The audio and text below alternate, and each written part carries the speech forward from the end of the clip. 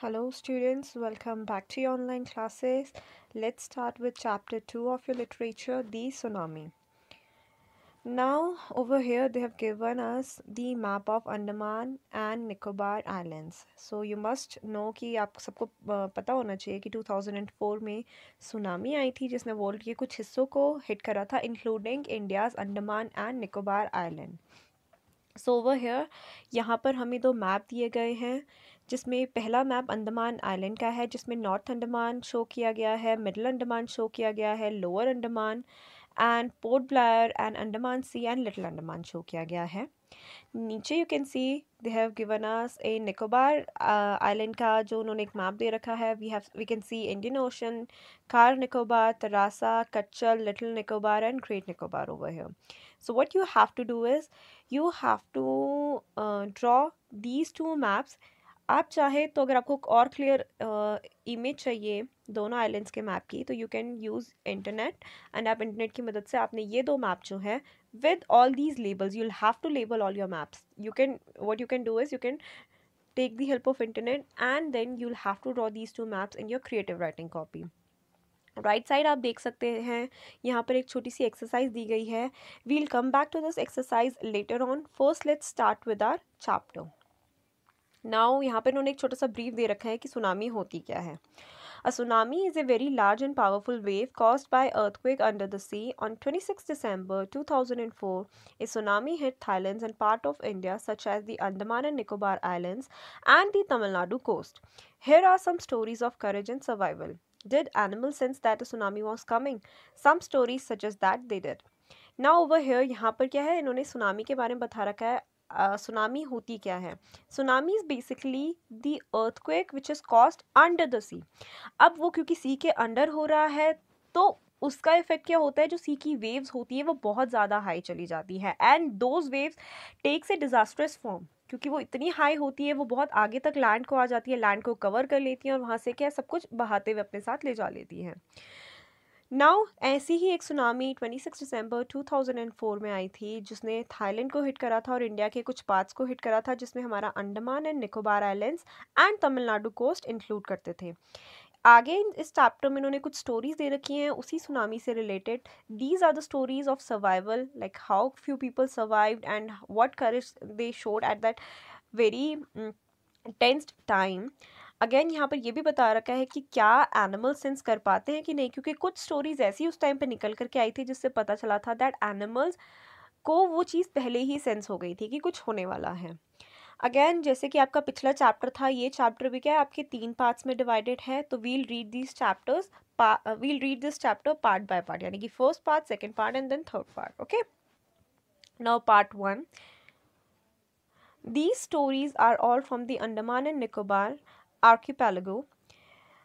Ignatius was the manager of a cooperative society in Kachal. His wife woke him up at 6 a.m. because she felt an earthquake. Ignatius carefully took his television set off its table and put it down on the ground so that it would not fall and break. Then the family rushed out of the house. Now these stories, ये जितनी भी stories हैं these are from Andaman and Nicobars archipelago. Archipelago क्या होता है, जो छोटे छोटे आइलैंड्स होते हैं उन सबको मिलाकर के जो ग्रुप होता है उसको हम आर्कीपेलागो कहते हैं. नाउ यहाँ पर एक इग्निशियस की स्टोरी बताई गई है. इग्निशियस क्या था, इग्निशियस एक कोऑपरेटिव सोसाइटी था. नाउ कोऑपरेटिव सोसाइटीज़ आपकी क्या होती हैं, लाइक जैसे आपके डिफरेंट बैंक्स होते हैं वैसे आपकी छोटी छोटी सोसाइटीज़ होती है जो अलग अलग काम करती हैं. ऐसे ही किसी एक अब ये अलग अलग काम कर सकती हैं, ये बैंकिंग का काम भी कर सकती हैं सोसाइटीज़, ये प्रोडक्शन का काम भी कर सकती हैं.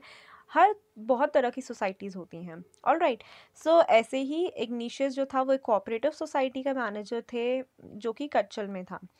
तो at 6 a.m. His wife wakes him up because she felt an earthquake, क्योंकि शी फेल्ट दैट उनको लगा होगा कि हाँ कुछ अर्थक्वेक हो रहा है. She woke him up and what he did was, first of all again जब अर्थक्वेक आता है सबसे पहले आपका क्या रहता है कि आपकी कीमती चीज़ें ख़राब ना हो. सो अगैन उनका भी वही चीज़ रहा. इग्निशियस ने क्या करा, he took off his television and he put it aside ताकि वो ग्राउंड में ना गिरे एंड टूटे ना.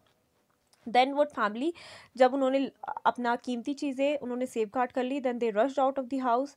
When the tremor stopped they saw the sea rising. Now what are tremor? जो कि हल्का हल्का शेक होता है, तब जो earthquake के इफेक्ट्स होते हैं, तो जब वो उनको earthquake का जो शेक था, जो कपकपी थी, यस, तो वो जब वो स्टॉप हुई, then they saw that the sea was rising. In the chaos and confusion, two of his children caught hold of the hands of their father's and mother's brother and rushed in the opposite direction. He never saw them again. His wife was also swept away. Only the three other children who came with him were saved. Now, जब सार कपकपाहट रुक गई सी की, then they saw that आगे से क्या है, the sea was rising and it was rising so high. Again जब आपके सामने कुछ ऐसी सिचुएशन चल रही हो, you can get like confuse and chaos मच जाता है, और आप अंदर से आपको समझ में नहीं आता व्हाट टू डू. तो उसके जो दो बच्चों थे, उन्होंने क्या था, अपनी मम्मा का एंड उनके अपने भाई वगैरह का हाथ पकड़ा and they ran into the opposite direction. और कुछ बच्चों ने उसका हाथ पकड़ा एंड दे वो दूसरी डायरेक्शन में भागे, मतलब एक दूसरे से ऑपोजिट डायरेक्शन में भागे. एंड इन दैट केओस उसको, आई थिंक उसके जो सी वेव्स थी, उसने उसकी वाइफ और उसके बच्चों को, जो उसकी जिन बच्चों ने उसकी मॉम का, अपनी मॉम का हाथ पकड़ा था, उसको बहा ले गई. And that was the end of it. मतलब he never saw his wife, he never saw his children again. सिर्फ वही बच पाए जो, only the three other children who came with him were saved. यानी कि वही तीन बच्चे जो उसके साथ आए, दे वर सेव्ड. बाकी his wife and the kids जिन्होंने उनका हाथ पकड़ा हुआ था, वो सारे बह गए थे. Now Sanjeev was a policeman serving in the Kachal Island of the Nicobar group of islands. He somehow managed to save himself, his wife, and his baby daughter from the waves. But then he heard cries for help from the wife of John, the guest house cook. Sanjeev jumped into the water to rescue her, but they were both swept away. Now, Sanjeev was a policeman, जो Katchal island के ही Nicobar group में एक policeman थे.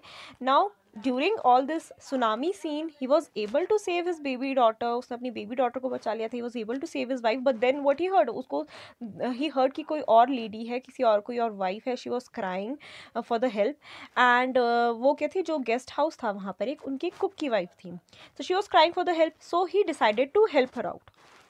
So he jumped into the water to rescue her, to bring her out of the water. But again वो waves इतनी high थी, the situation was so intense, the situation was so dark कि ना वो उसको बचा पाया, and उस चक्कर में वो भी बह गए.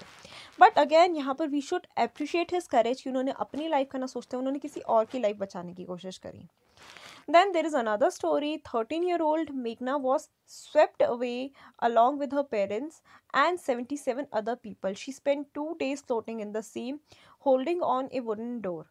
11 times she saw relief helicopters overhead, but they did not see her. She was brought to the shore by a wave and was found walking on the seashore in 8 days.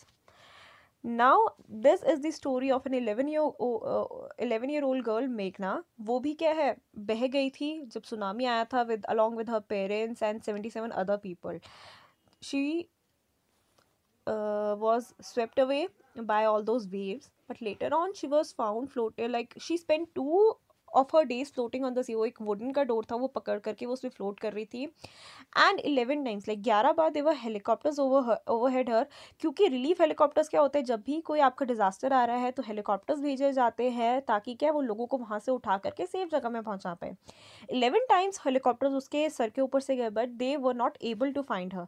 फिर later on क्या हुआ, उन्हीं लहरों ने क्या है उसको किसी किनारे में छोड़ दिया था. एंड शी वॉज, फिर उसको पाया गया that when she was walking, like वो थोड़ा सा क्या कहते हैं, अगर आप 2 दिन तक किसी फट्टे पे आप हो लकड़ी के वाटर पे, and you are not able to eat, you can not eat, you are not able to talk to anyone, आपकी कंडीशन क्या होगी. तो उसी कंडीशन में उसको पाया गया. She was walking on a sea शोर.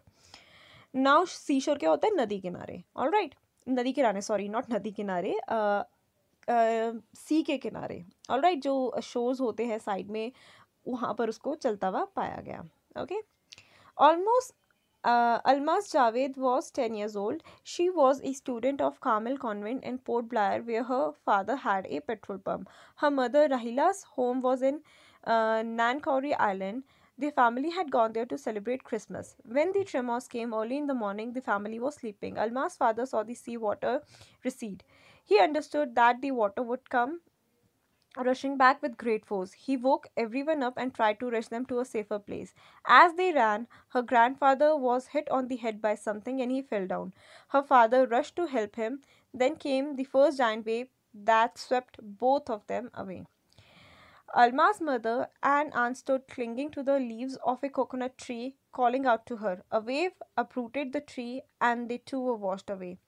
Alma saw a log of wood floating. She climbed on it, then she fainted. When she woke up, she was in a hospital in Kamrota. From there, she was brought to Port Blair. The little girl, does not want to talk about the incident with anyone. She is still traumatized. Traumatise यानी कि अभी भी उसी क्या कहते हैं उस situation से वो बाहर नहीं निकल पाई है. Greatly shocked and distressed. या नाउ अगैन ये लास्ट स्टोरी जो है पार्ट 1 की वो है that is about a girl. Her name was Almas Javed. She was 10 year old and she was student of a Carmel Convent. उनके फादर का क्या था, अपना खुद का पेट्रोल पंप था. And her mother Rahila's home was in Nancowry island. तो फैमिली क्या है वहाँ पर गई थी अपनी मतलब वो क्या है अपनी मम्मी के यहाँ जा रखी थी. पूरी फैमिली उनकी मॉम के यहाँ जा रखी थी, अपनी मॉम के मायके जा रखी थी टू सेलिब्रेट क्रिसमस. नाउ जब उस दिन सुबह सुबह क्या है वेव्स आई, जब भूकंप फील हुआ एंड हिज फादर सॉ कि बहुत वेव्स उठ रही हैं, ही न्यू कि नेक्स्ट टाइम क्या है वो बहुत ज़ोर से हिट करने वाली हैं. So what he did was he try to woke them up. उन्होंने सबको उठाया and he told them let's get to a safer place. And जब वो भाग रहे थे तो उनके ग्रैंडफादर क्या है, उनके ग्रैंडफादर के सर पे चोट लग गई and he fell down. And his father came back to her father came back to her grandfather and he tried to save him. लेकिन तब तक क्या है फर्स्ट टाइम वेव आ गई एंड उसने उन दोनों को बहा लिया. नेक्स्ट फिर अलमा की जो मदर थी और उसकी जो आंट थी वो क्या है जो कोकोनट ट्री था उसकी लीव्स पकड़ करके बैठी हुई थी, पकड़ रखा था and they were shouting for her. But तब तक क्या हुआ सेकेंड वेव केम एंड वो क्या है उनको बहा करके ले गई. फिर अलमा ने क्या है एक वुडन लॉग देखा, एक लकड़ी का फट्टा देखा and she climbed on it. और उसके बाद क्या है वो बेहोश हो गई. And when she woke up she found herself कि वो एक हॉस्पिटल में थी and she was so shocked with the event. उसको इतना ज़्यादा हिट कर गया था वो event that she was not able to talk about the incident with anyone. Like अगर कोई इससे पूछ भी रहा था कि what actually happen, she was not able to tell to anyone. And she is still so much traumatize. मतलब अभी भी वो उस शॉक से बाहर नहीं निकल पाई, अभी भी she is not able to talk about that incident. Now over here you can see comprehension check. 5 questions हैं. I want you to do these comprehension check. First you can do these in your rough copy. Show the work to me and later on copy it into your fair notebook. Alright, फिलहाल आपके लिए इतना ही. Soon I'll give you another work for your creative writing copy. I want you to read this first part again on your own and आप इसके बाद क्या आप समझ सकते हैं कि वो सिचुएशंस कैसी हैं. And I want you to and we'll discuss about it later. जब हमारे स्कूल खुलेंगे we'll discuss about this. Alright, तब तक के लिए thank you everyone. And yes one more thing before I go, ये जो वर्ड मीनिंग्स हैं आपके I want you to write them in your copies. Okay, तो आप अपनी रिस्पेक्टिव नोटबुक्स, फेयर नोटबुक जो है लिटरेचर की, उस पर आप इनके वर्ड मीनिंग्स लिखेंगे एंड ये कॉम्प्रिहेंशन चेक भी आप करेंगे. All you have to do is you have to write over here true और फॉल्स. तो आप ये डायरेक्ट फेयर कॉपी में कर सकते हैं.